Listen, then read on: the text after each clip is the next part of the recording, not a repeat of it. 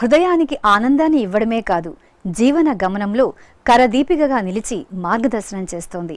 ఈ సంసారంలో ధర్మసారమేమిటో తెలియజేస్తున్న ఈ సుభాషితాన్ని విందాం. ఓం నమో వెంకటేశాయ.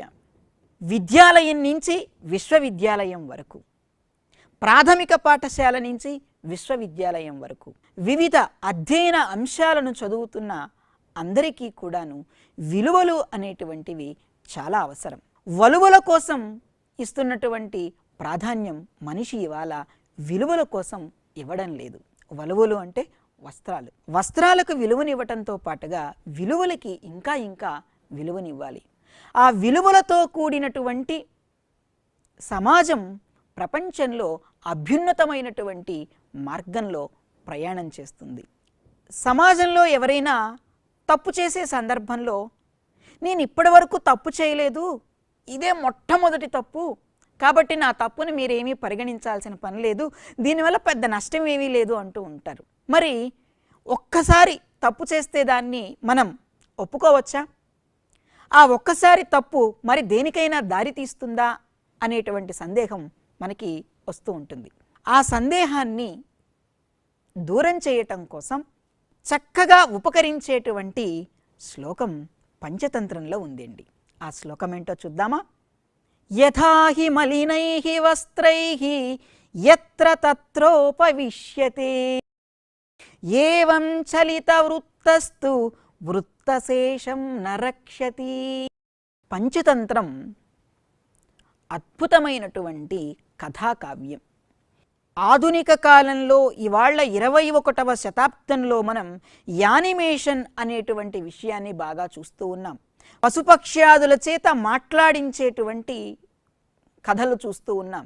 కానీ వందల సంవత్సరాల క్రితమే మనకి విష్ణు శర్మ అనేటువంటి కవి పంచతంత్రం అనే గొప్ప గ్రంథాన్ని రచించారు. అందులో పశుపక్ష్యాదుల చేత మాట్లాడించడం, ఆ పశుపక్ష్యాదులని పాత్రలుగా చేసి చక్కటి కథలు రచించటాన్ని మనం చూడొచ్చు.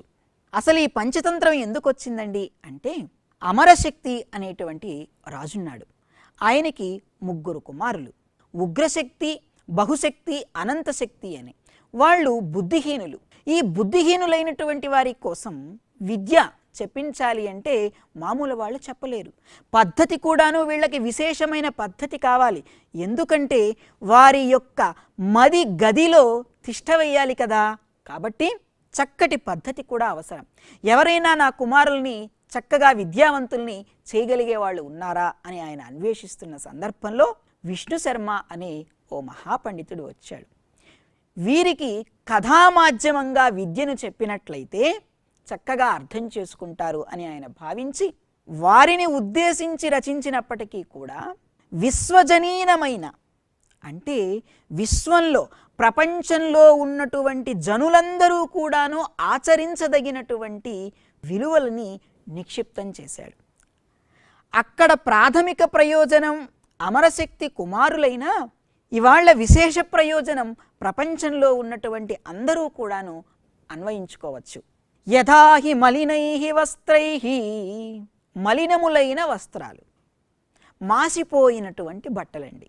బట్ట ఒకసారి మాసింది అనుకోండి, ఎవరైనా ఏం చేస్తారు? ఇక నేను ఎక్కడ కూర్చున్నా పర్వాలేదు, ఇంక నేను మట్టిలో కూర్చున్నా పర్వాలేదు, మట్టి అంటుకున్నా పర్వాలేదు అని భావిస్తారు కదా. ఒక్కసారి మాసింది అంటే, లేదా నీ వస్త్రంలో ఒక చోట మాసింది అంటే మిగతాది మాసే సందర్భంలో అంత బాధ ఏమీ ఉండదన్నమాట మనిషికి. ఎత్ర తత్రోపవిశ్యతే, ఎక్కడంటే అక్కడ కూర్చుంటాడు, మట్టి అంటుకున్నా పర్వాలేదు. ఇది సాధారణమైన విషయం. ఈ సాధారణమైన విషయాన్ని ఒక ఉత్తమమైన వ్యక్తిత్వపు కోణంలో ఆవిష్కరిస్తూ ఉన్నాడు విష్ణు శర్మ. మరి అలా ఆవిష్కరించేటువంటి ఆ విష్ ఏంటో చూద్దాం. చలిత వృత్తస్తు, చలిత వృత్త, ఇక్కడ వృత్త శబ్దానికి నడవడిక, నడత అని అర్థం. ఉత్తమమైన మార్గంలో ప్రయాణం చేస్తున్నాడు ఒక వ్యక్తి. ఒక్క తప్పు చేశాడు, ఒక్కసారే కదా అని తప్పు చేశాడు. ఆ తప్పు చేసినప్పుడు భావన ఎలా ఉంటుంది అంటే అంతటితో ఆగదు. వృత్తశేషం నరక్షతి, ఎలాగా నేను తప్పు చేసిన వాడిగా మారిపోయాను కదా, ఇంకా మరో తప్పైనా చెయ్యొచ్చులే అని చెడు మార్గంలో ప్రయాణం చేసేటువంటి అవకాశం ఉంటుంది. అంచేత మొట్టమొదట తప్పు అనేటువంటిదే అసలు చెయ్యకుండా ఉండడం అనేటువంటిది ముఖ్యం. ఏమాత్రం దానిని దగ్గరకు రానివ్వకుండా ఉండడం ముఖ్యం. ఒక్కసారి నువ్వు తప్పు చేయటం కనుక మొదలు పెడితే నీ తరువాతి ప్రస్థానం కూడాను తప్పుల తడకలతో ఉంటుంది. ఆ మొట్టమొదటిసారి కనుక చెయ్యకుండా నిన్ను నువ్వు రక్షించుకోగలిగితే నువ్వు అలా ప్రశాంతంగా ముందుకు వెళతావు. అలా మొట్టమొదటిసారి రక్షించుకోవటంలోనే నీ యొక్క ప్రత్యేకత ఉన్నది. కాబట్టి ఒక్కసారే కదా నేను తప్పు చేసింది, ఇన్నిసార్లు నేను ఎప్పుడైనా తప్పు చేశానా? చెయ్యలేదు కదా.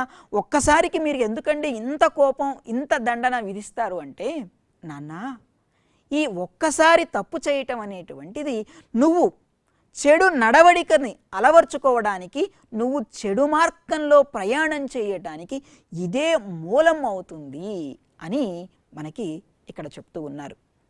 కాబట్టి నువ్వు ధరించేటువంటి వస్త్రాలైనా సరే, నువ్వు ప్రయాణం చేసేటువంటి మార్గమైనా సరే, కాస్తంత దోషం తప్పు అంటుకోకుండా ఉండేందుకే మనం ప్రయత్నం చేయాలి. ఒక్కసారి కనుక అంటుకుంటే ఇక అలా అలా అలా అది సాగుతూనే ఉంటుంది. చూడండి, మనం ధరించేటువంటి వస్త్రాలను ఒకవైపు, మరొక వైపు మన జీవన ప్రస్థానం, ఈ రెండింటినీ సమన్వయించి ఎంత చక్కగా విష్ణు శర్మ తెలియచేశాడు. ఉత్తమమైనటువంటి వ్యక్తిత్వాన్ని మనం అందిపుచ్చుకోవాలి అంటే జ్ఞానదీపపు వెలుగులో మనం ప్రయాణం చేయాలి.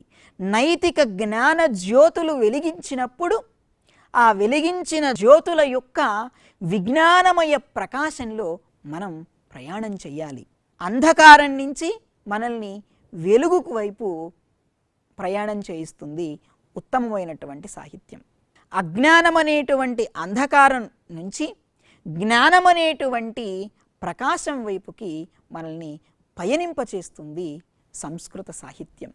అందుకని సంస్కృత వాంగ్మయంలోని మహిమాన్వితమైనటువంటి శ్లోకరత్నాలలో ఉన్న విలువలని మనం తెలుసుకుంటూ ఉన్నాం. ఇటువంటి ఉత్తమమైనటువంటి శ్లోకాన్ని మీరు కంఠస్థం చేయండి. మీరు కంఠస్థం చేస్తూ ఉన్నటువంటి ఈ శ్లోకాలని సరైన సందర్భంలో జ్ఞప్తికి తెచ్చుకోమని మా విజ్ఞప్తి. అంతే కదండి, కంఠస్థం చేసినటువంటి విషయాలలో ఉన్న విలువలని సరైన సందర్భంలో, నువ్వు ఏదైనా ఒక తప్పు చెయ్యాలని మనసు నేను ముందుకు నెడుతూ ఉంటుంది. అలాంటి సందర్భంలో ఈ సుభాషితం నీ దగ్గరికి రావాలి. అరే, ఎంత చక్కగా చెప్పారు, ఆ మొట్టమొదటిసారే తప్పు చేయకుండా ఉండాలి అని చెప్పారు కదా, కాబట్టి నేను ఈ పని చెయ్యకూడదు, నేను మంచి మార్గంలోనే ప్రయాణం చెయ్యాలి అని మనం మనసుకి ఆ సందర్భంలో సర్ది చెప్పుకోవడానికి ఈ సుభాషితం ఉపకరిస్తుంది. ఈ శ్లోకాన్ని నెమ్మదిగా నేర్చుకుందాం.